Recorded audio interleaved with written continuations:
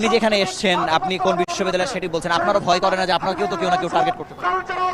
যেদিন থেকে 5ই আগস্টের আগে যখন আন্দোলনে নেমেছিলাম, গত 2024 সালে জুলাই মাসে যখন এই স্বৈরাচার পতনের যে আন্দোলনে নেমেছিলাম, তখনই আল্লাহর কাছে জীবনটাকে সঁপে দিয়েছি।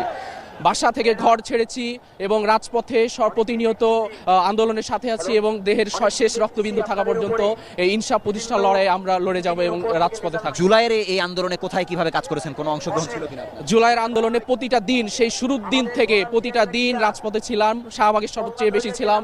সবচাইতে কঠিন দিন ছিল 4ই আগস্ট, যেটি 4ই আগস্ট মূলত চানখানপুল মোড়ে অবস্থান নিয়েছিলাম। সকাল 8টায় বের হয়েছি রুম থেকে গন্তব্য ছিল ঢাকা মেডিকেল কলেজ গেছি সেই বুয়েটের মধ্য দিয়ে সকাল 8টায় থেকে তারপরে রাজপথে আসার চেষ্টা করেছি, কিন্তু পুলিশের ধাওয়া কারণে রাজপথে খুব বেশিক্ষণ দাঁড়াতে পারিনি।